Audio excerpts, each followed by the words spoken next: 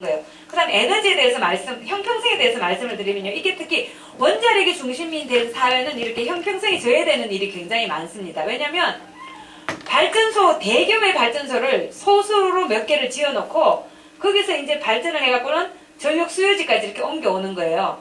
그래서 발전소 주변 지역 사람들은 소음이라든지 오염의 문제, 사고가 언제 일어날지 모르는 그런 불안감 이런 걸 갖고 살아야 되고요. 수요지 사람들은 너무 편리하고 깨끗하고 안락한 거예요. 이 전기라는 게. 예를 들면 요새 사람들이 전기 오븐을 많이 쓰고 있대요. 갈수록. 가스 오븐을 안 쓰고. 근데 가스 오븐을 쓰면은 왜 막 음식이 흘러 넘치면은 산발이도 다 닦아야 되고 너무 골치 아프잖아요. 근데 전기 오븐은 어떻게 돼요? 그냥 보이지도 않는 판 그거 달고 갖고 쓰는 거니까 부르르 끓으면 그냥 행주로 닦아내면 그만이에요. 너무 깨끗하죠. 그 다음에 또 뭐가 있어요? 가스를 많이 예를 들어서 담배를 여자가 덜 피는데도 여자가 폐암 걸리는 경우가 남편이 피워서 그럴 수도 있지만 부엌 일을 하다가 거기 가스 거기서 나오는 오염 물질 때문에 그렇다는 얘기도 있거든요. 그러니까 그런 사람들은 안전한 거죠. 전기를 쓰게 되면. 근데 거기서 안 나오는 게 어디서 나온다는 얘기예요? 여기서 나온다는 얘기죠. 그럼 그 사람이 자기가 깨끗하게 오래 살기 위해서 남한테 그런 부담을 전가할 권리가 있나요? 저는 없다고 보거든요. 하여튼 이런 식의 구조로 되어 있어요. 그래서 지금 발전소에서 만들어서 이렇게 수요지까지 오는데 특히 이제 우리나라는 이렇게 멀리에서 땡겨오니까 어떻게 되겠어요? 전선을 따라 흐르면서 전력 손실이 일어나요. 그래서 전력 손실을 줄이기 위한 게 필요한데 전력 손실이 줄어들기 위해서는 전압을 높여야 돼요. 전압이 높아질수록 손실량이 줄어들어요. 그래서 뭐를 하느냐? 765kV라고 765kV인데 우리가 지금 집에서 사용하는 게 몇 볼트예요? 220V죠. 765kV는 1000배라는 뜻이거든요. 그러면 3000배 이상의 전압이 세워지는 걸 지금 연결해갖고 쓰겠다는 거예요. 그럼 여러분들 지붕 위로 그거 지나가면 여러분들 좋다고 박수 치겠어요? 박수까지는 안 치더라도 괜찮다고 하시겠어요? 아니죠. 다 반대예요. 그런데 지금 이런 사람들을 희생시켜가면서까지 수도권으로 이걸 옮겨가서 쓰겠다는 거예요. 저는 이런 구조가 바뀌어야 된다고 생각을 하거든요. 그렇지 않은 사람들이 내 눈앞에 발전소가 없기 때문에 전혀 문제를 못 느껴요. 나는 그냥 깨끗하고 그냥 어디다나 전기는 당연히 공급돼야 될 걸로 생각을 해요. 콘센트에 플러그만 꽂으면 스위치만 누르면 전기는 공급이 돼야 되는 걸로 생각을 해요. 저는 이거부터 바뀌어야 된다고 생각을 하거든요. 그게 얼마나 어려운 과정을 거치고 있는지 얼마나 많은 비용이 수반되는 문제인지 사람들이 느껴야 돼요. 지역별로 이렇게 자립도가 다른데요. 이 자립도라는 개념을 제가 만들어 봤는데 각 지역에서 소비하는 전력 중에서 직접 생산하는 전력이 몇 %냐 그걸 구해보면요. 서울은 생산하는 거는 자기들이 소비하는 게 2.6밖에 안 돼요.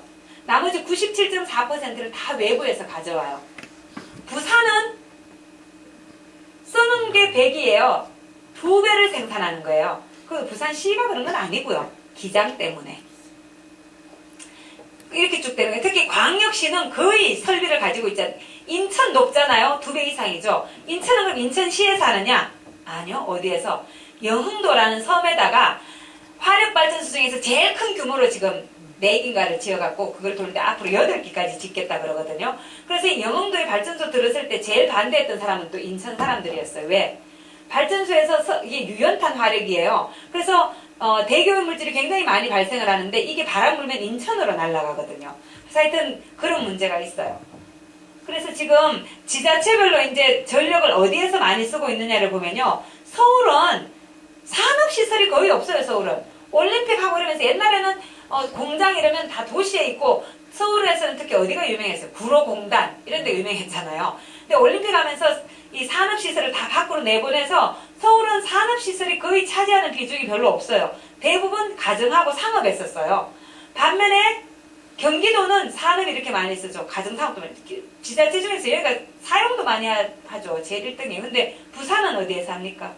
부산은 한 서울의 절반 정도도 안 쓰고 있는데 부산도 가정상업에서 많이 쓰네요. 이 산업 부문이 상대적으로 그렇게 높지는 않아요. 다른 데보다. 여기는 다 10% 차나요? 나쁜 시설은 다 이 광역의 이 지역에 많이 가 있거든요. 특히 전라도 같은 경우에는 뭐가 많냐면요. 여수화학단지라든지 화학 이런 게 많아갖고 거기가 우리나라에서 그러니까 위암이란다. 암 발병률이 제일 높은 곳이 여수, 울산이에요. 그런 화학 종단이 있는 데가 제일 높아요. 여튼. 그리고 이게 전국 평균을 내보면요. 지금 여기가 아마 두 번째가 부산일 텐데 서울이 제일 높아요. 가구에서 살려하는 전력이. 이 광역도보다 광역시가 훨씬 높은데요. 이건 경기도고. 근데 부산은 광역 중에서는 뭐 그렇게 아주 높진 않은데 여하튼 서울하고 있을 때 이게 전국 평균보다는 높아요. 그러니까 부산 시민들도 집에서 전기 많이 쓴다는 거죠. 다른 지역보다는.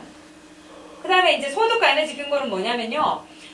에너지 빈곤이라는 말이 있어요. 이 말은 뭐냐면 어떤 가구가 자신들의 소득의 10% 이상을 에너지 비용으로 지출하면 에너지 빈곤 가구라고 불러요.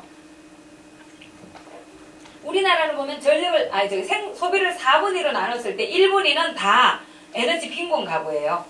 그러니까 그 얘기는 뭐냐면 아무리 못 살아도 에너지 없이는 살 수가 없어요. 왜냐면 기본적으로 밥은 해 먹어야 되잖아요. 겨울철에 안 죽으려면 난방은 해야 되거든요. 그래서 기본적으로 투입돼야 되는 에너지는 있어요. 그런데 이 사람들이 소득이 적기 때문에 그렇다고 많이 쓰는 돈을 많이 버는 사람들이 뭐 여름에 영하 15도나 이렇게 하고는 살지 않아요. 겨울에도 뭐 36도 이렇게는 안 하고 살잖아요. 그러니까 더 따뜻하게는 살지만 일정 양만 들어가면 되거든요. 근데 소득은 높으니까 상대적으로 이 사람들은 지출이 작게 나오는 거죠. 근데 특히 문제가 되는 건 뭐냐면요. 이 소득에 따라서 사용하는 에너지원이 좀 다른데요. 잘 사는 사람들은 열 에너지 비중이 물론 이제 가스가 제일 많죠. 제일 난방이라든지 취사에 가스를 많이 쓰니까 도시가스를.